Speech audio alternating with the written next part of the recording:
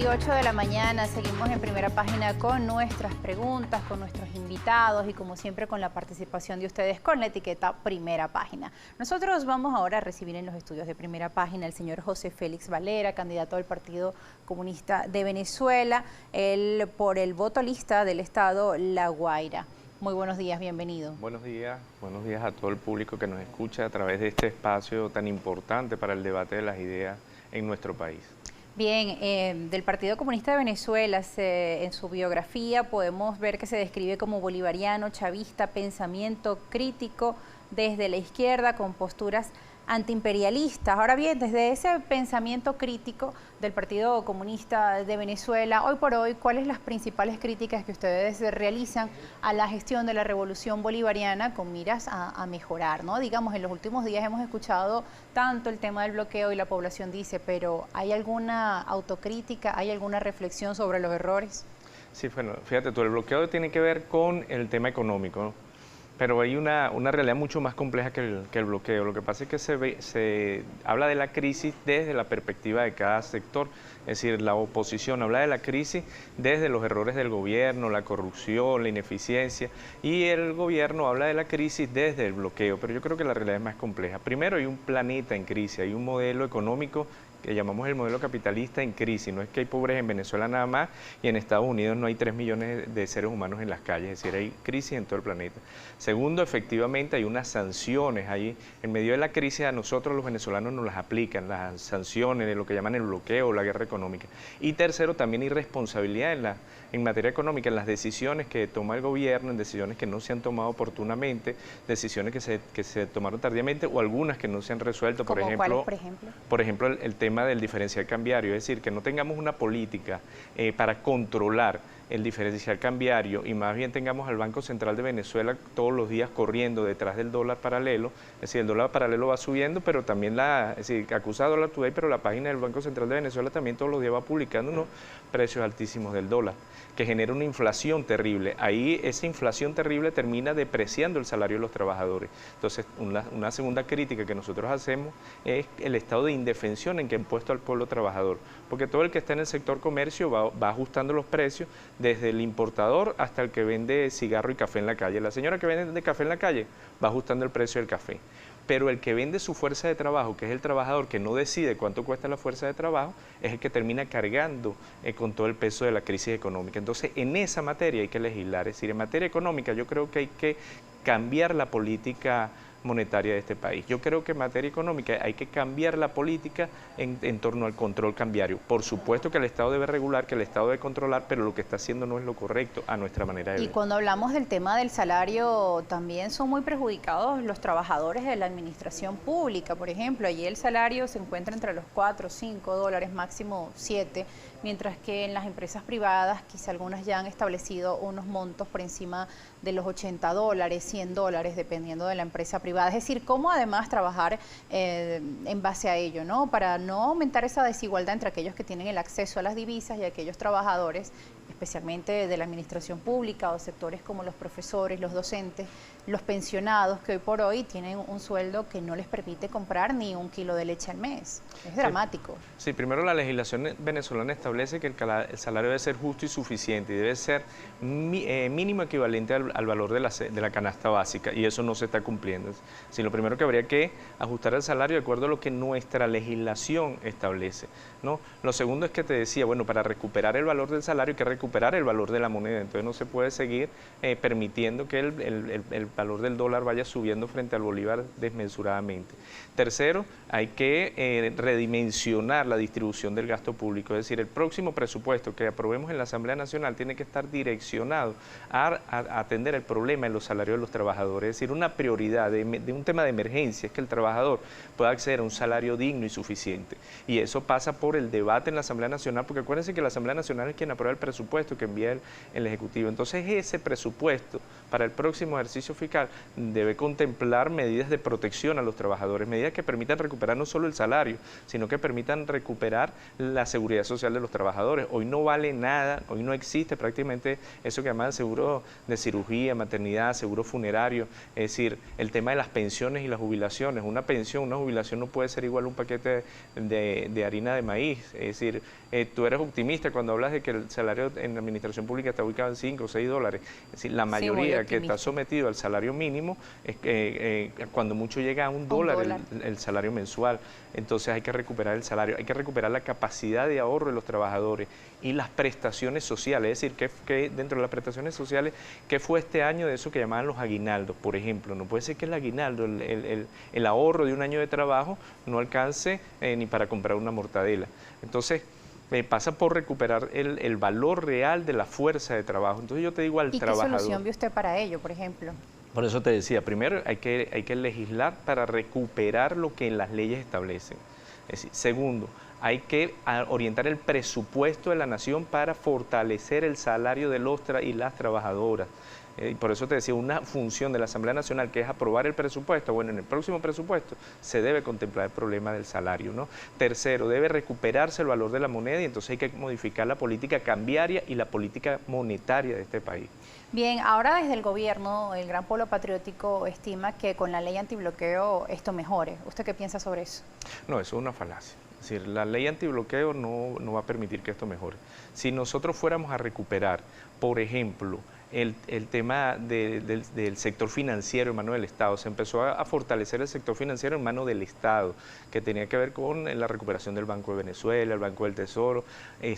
Si nosotros fortaleciéramos un sistema financiero del Estado que pudiera tener corresponsabilidad en otros lugares del planeta, en otros países, que pudiera tener corresponsabilidad en aseguradoras, que pudiera tener corresponsabilidad en sistemas cambiarios y alternos como las criptomonedas, nosotros pudiéramos romper el bloqueo. Es decir, el bloqueo lo tenemos que romper porque el bloqueo fundamentalmente hoy en día es financiero. No es como en el pasado, que cuando bloquean un país, entonces habían barcos bloqueando el acceso a la comida, a la cosa. Eso ahora es en los micrófonos, pero en la realidad no sucede. ¿Dónde está el bloqueo? En el sistema financiero. Entonces hay que construir un sistema financiero fuerte desde el Estado para poder, en esas relaciones con otros países, romper ese bloqueo, ¿no? Y que muchas veces uno se pregunta por qué con el bloqueo no se puede entrar insumos, pero si vemos la proliferación de los llamados bodegones en toda la ciudad y de productos importados, ¿a qué se debe esto entonces? Claro, porque al final el bloqueo, que yo decía al principio, es parte de una realidad, es decir, en una crisis económica mundial hay unas sanciones, pero también hay errores en las decisiones de gobierno. Bueno, el bloqueo es un discurso también para tratar de justificar lo que no está bien. Entonces nosotros nos dicen, bueno, no tenemos gasolina por el tema del bloqueo, ¿no?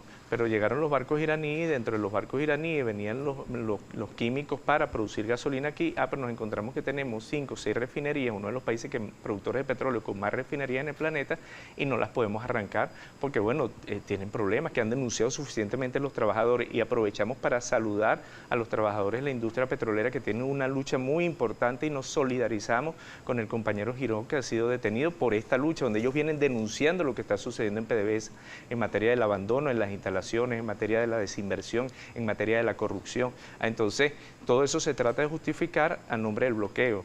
Es como el tema de la falta de insumos médicos o la falta de alimentos o la falta de repuestos, es decir, el bloqueo. Pero el bloqueo no impide que entren los contenedores para que hayan cada vez más y más bodegones a lo largo y ancho de todo el país vendiendo productos a los que la mayoría no tienen acceso, ojo, a los que la mayoría. Entonces el bloqueo también termina siendo una parte de la realidad, pero también parte de un discurso donde pretenden manipularnos, donde pretenden entonces engañarnos y alejarnos de un debate necesario. Y esto del debate es bien importante porque una de las funciones de la Asamblea Nacional, y por eso se le llama Parlamento, es precisamente el debate. Nosotros tenemos que llamar a un gran debate nacional sobre estos temas y con mucha sinceridad hablarle al país sobre la realidad de los problemas. Y justo hablando del tema del debate, tú vienes del Partido Comunista de Venezuela, te catalogas como chavista, pero con una visión bastante crítica respecto a los problemas del país. Dentro del chavismo o del gobierno de Maduro, ¿ves alguna diferencia, chavismo o madurismo? Pues se cuestiona o se aparta a aquellas personas que son críticas y se les cataloga muchas veces como traición al proceso. Fíjate tú, hay diferencia, una diferencia en el plano de lo económico es que con Chávez se privilegió lo público, es decir, se fortaleció el Estado que debe regular, el Estado que debe controlar, se fortaleció un Estado que construyó una banca pública propia, un Estado que fue generando una industria propia, que fue generando un nuevo mecanismo de redistribución de la renta.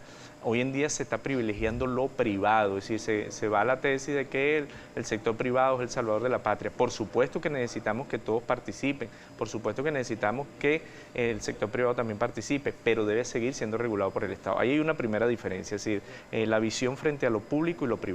Una segunda diferencia tiene que ver con el problema ético. Es decir, Chávez fue un combatiente de, por ejemplo, los problemas de la corrupción. Es decir, ahorita hay la corrupción, el abuso, el atropello de quienes, o de algún sector que ostenta espacios en el gobierno, ¿no? De algunos funcionarios públicos, porque no es verdad además que todos los funcionarios públicos son corruptos. Es decir, dentro de la administración pública venezolana, nuestros trabajadores son la reserva moral también de nuestro país. Es decir, nuestras maestras, nuestros educadores, la gente del sector salud, nuestros médicos, nuestras enfermeras que ahorita elaboran una labor titánica, bueno, esos son parte de la reserva moral de nuestro país. Los servidores públicos no son corruptos, es decir, son un sector enquistado en el poder. Por eso es que yo te digo a ti, al trabajador, es decir, a ese que está luchando, por ejemplo, en los portones de PDVSA, sí, a esas enfermeras que se están movilizando, a esos médicos que están denunciando la situación de salud de nuestro país, a las trabajadoras del sector de educación, a los trabajadores del sector de educación, a las maestras,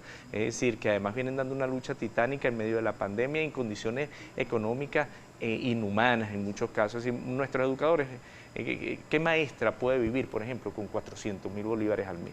Eso es impensable. Entonces nosotros estamos diciéndole a esa reserva moral de este país que hay que rescatar el proyecto originario del comandante Chávez, que hay que rescatar la idea de Bolívar del gobierno de mayor felicidad para la mayoría. Desde la mañana continuamos con nuestra sección de entrevistas aquí en Primera Página. Seguimos conversando con José Félix Valera, candidato a Partido Comunista de Venezuela, lista La Guaira. Antes de irnos al corte, estaba usted hablando de algunas autocríticas respecto a la gestión del gobierno de Nicolás Maduro. Hablaba del tema de la mayor felicidad posible para el pueblo, que era una de las premisas en las que se fundamentó la revolución bolivariana y que hoy por hoy la gente en las calles dice: no tenemos agua, no tenemos luz, el salario no alcanza. Es decir, ¿cómo se puede creer que el hombre es el centro de esta gestión cuando se están viviendo día a día estas situaciones, además de la falta de gasolina, gente cocinando con leña? Es decir, varias problemáticas que desde el gobierno se ha justificado con el tema del bloqueo. Sí, fíjate tú, la mayor suma de felicidad posible de la que hablaba Bolívar, yo creo que hoy en día hay que conquistarla a través de la participación política. Es decir, en la medida que las mayorías participen, que las mayorías no se dejen secuestrar su derecho a ser parte de quienes opinan, de quienes transforman la realidad, en esa medida nosotros vamos a poder construir la mayor suma de felicidad posible. ¿A qué me refiero? A que como pueblo tenemos que volver a conquistar el derecho al acceso a la educación, la cultura, la recreación, el deporte, los servicios públicos, la vivienda, la electricidad, el agua, la gasolina, el gas, porque detrás de esta crisis del ingreso, detrás de esta crisis de los servicios públicos, también hay una crisis política donde nos han negado la participación. Es decir, avanzamos en un proceso en la construcción de las comunas, en los consejos comunales, en la asamblea de ciudadanos y ciudadanas de manera incluyente, y después en la práctica lo vamos negando porque algunos secuestran, algunos ministros, algunos gobernadores, alcaldes secuestran ese ejercicio de poder de la gente. ¿A qué me refiero? Imagínate tú que, por ejemplo, donde están situadas las bombas de gasolina, se le diera participación en la administración o en el control de las bombas de gasolina a los consejos comunales o a las comunidades aledañas. Entonces va a ser más difícil que haya el matraqueo de la gasolina y que la estén vendiendo por fuera en $2 o $3 el litro, o que haya una cola paralela donde el funcionario que está allí esté cobrando, porque la gente de esa comunidad entonces garantizaría una administración más transparente.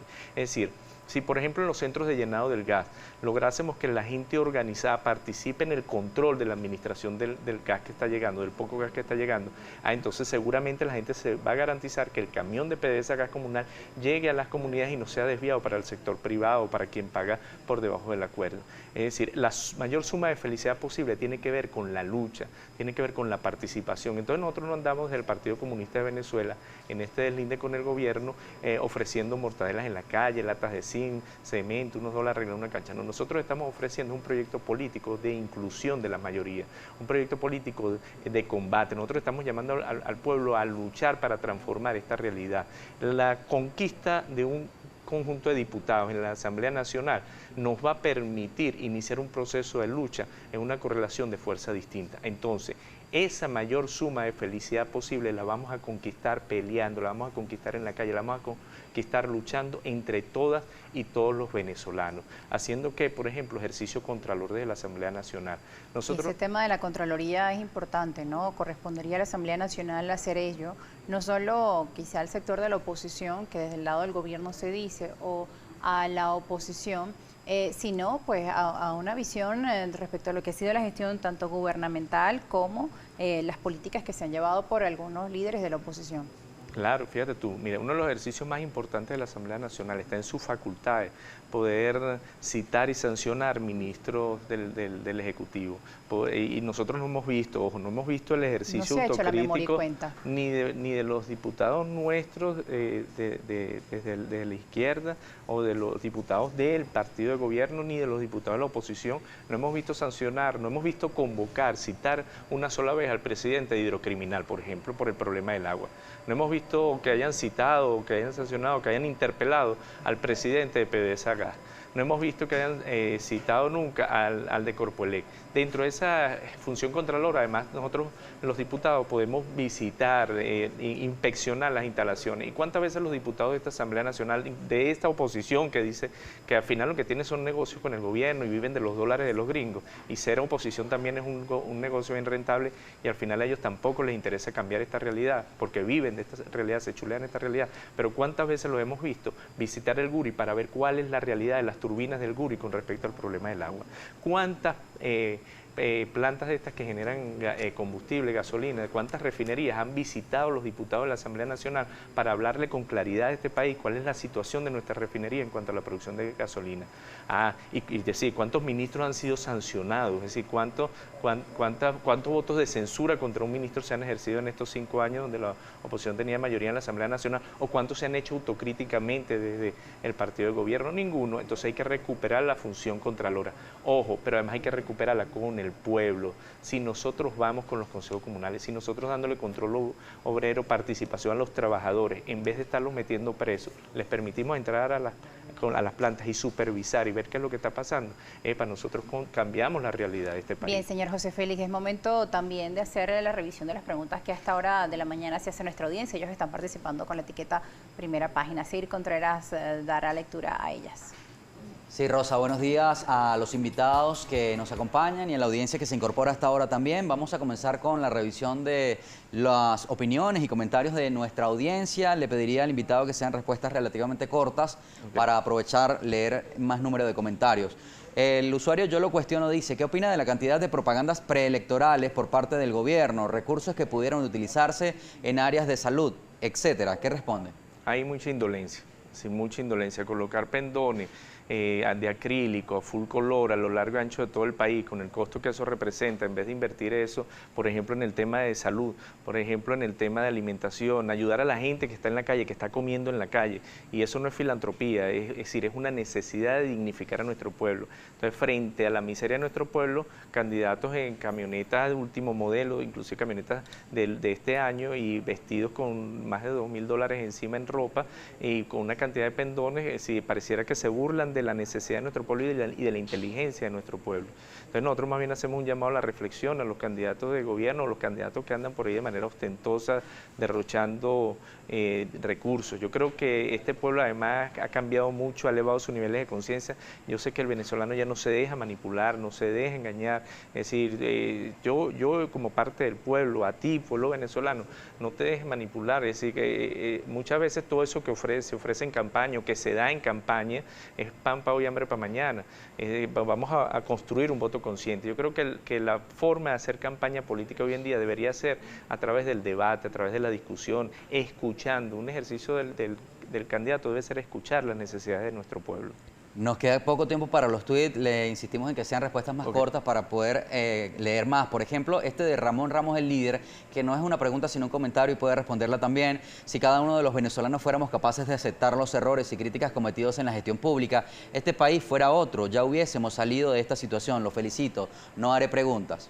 Bueno, Chávez hablaba de la revolución dentro de la revolución. Creo que hay que ser autocrítico y hay que ser reflexivo en todos los espacios.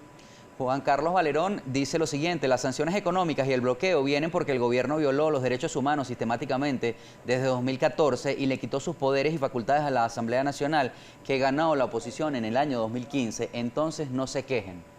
No, fíjense ustedes, la Asamblea Nacional, en manos de la oposición, perdió facultades más allá de las decisiones administrativas de llevar a juicio a 2 diputados de Amazonas o declararle en desacato, es porque perdió también su perfil político. Teniendo una mayoría en la Asamblea Nacional, que quiere decir que una parte de la sociedad que los apoyó, no aprovecharon esa mayoría y se dedicaron a salirse de la Constitución, a llamar a golpes de Estado, a guarimba, paros, intervenciones militares, y perdieron legitimidad. Con la legitimidad que tenían, si hubiesen caminado la ruta política electoral que establece nuestra Constitución, la realidad de ellos hoy sería otra y a lo mejor la realidad de este país. Entonces yo creo que los irresponsables han sido los diputados de la oposición venezolana, y lo decía en el ejercicio contralor, no ha habido ejercicio contralor real. Lo que hay de parte de los diputados de oposición son negocios con sectores de gobierno y negocios con el gobierno de los Estados Unidos. José Rodríguez pregunta: buenos días, ¿usted cree que con legislar sobre el salario mínimo se resolverá el problema a corto plazo? ¿O qué le parece si se abocan a desmontar el bloqueo a PDVSA, que es la generadora de divisas por excelencia? Sí, por eso yo saludaba a los trabajadores de la industria petrolera, porque ellos además están denunciando lo que está pasando allí y están proponiendo mecanismos para rescatar la industria petrolera. Es decir, por ejemplo, nosotros deberíamos invertir más en los pozos que son propios de la industria petrolera, los pozos de Occidente y los pozos de Oriente, y dejar que en los acuerdos con empresas transnacionales ellos hagan las inversiones en eso que llaman la faja petrolífera del Orinoco. Hay que recuperar los pozos nuestros, hay que elevar la producción, eso nos permitiría subir unos 700.000 barriles adicionales de lo que estamos produciendo ahorita y mejorar las condiciones tanto de la industria petrolera como los ingresos del Estado. Y habría que, por eso decía, el tema del presupuesto, orientar el presupuesto para mejorar las condiciones del trabajador, para proteger a las grandes mayorías. El usuario José López dice: buenos días, ¿cómo explica que en los países socialistas comunistas los ciudadanos emigran a países capitalistas, pero no hay ningún ciudadano de los países capitalistas que emigra hacia países socialistas comunistas? Bueno, habría que ver cómo está emigrando el sector comercio en el mundo, cómo la economía mundial está emigrando hacia, por ejemplo, China. Si China se está convirtiendo en una de las locomotoras económicas del planeta, y en cuanto al problema de atención desde el Estado a las mayorías, ellos mantienen la idea del modelo socialista como un mecanismo de transición hacia una sociedad distinta, más humanista para las mayorías. Hay otro comentario de Ramón Ramos, el líder, dice: ¿por qué hace meses, camino a estas elecciones, el Partido Comunista fue acechado por los órganos de inteligencia policial? ¿No teme usted ser detenido por ser crítico al gobierno? Bueno, efectivamente hay un sector del gobierno que prefiere reprimir antes que debatir. Sin embargo, bueno, nosotros decidimos meternos en esta pelea, nos acompaña un pueblo valiente, un pueblo heroico que está decidido a seguir transformando la realidad, y nuestro soporte está en esas grandes mayorías. Es decir, nosotros, por ejemplo, en el caso de La Guaira hemos visto mucha solidaridad de los trabajadores playeros, mucha solidaridad de los pescadores, mucha solidaridad de los campesinos, de los productores de Carayaca, de Galipán, de Caruao. Mucha solidaridad de los trabajadores portuarios y aeroportuarios que se la están jugando con nosotros, porque, insisto, nuestra promesa no es cosas materiales concretas, nuestro planteamiento es de lucha y estamos acompañando al pueblo en su lucha. Por ejemplo, los trabajadores playeros vienen de una situación económica muy dura porque no hubo una medida de protección en medio de la pandemia, una vez que se cerraron las playas producto de la cuarentena. Y bueno, con ellos estamos luchando y rescatando la actividad económica. Y justamente en medio de ese escenario, ¿no?, de estar en medio de una pandemia, de una situación muy crítica económica, que puede motivar a la gente a votar cuando dicen: en medio de esta situación, hoy los políticos aparecen llamándonos a participar en un proceso de elecciones, cuando hemos venido viendo el detrimento del salario, entre otras tantas cosas? Por ejemplo, como usted mencionaba, el pago de los aguinaldos, 2,5 millones, con eso no se compra hoy por hoy un kilo de carne.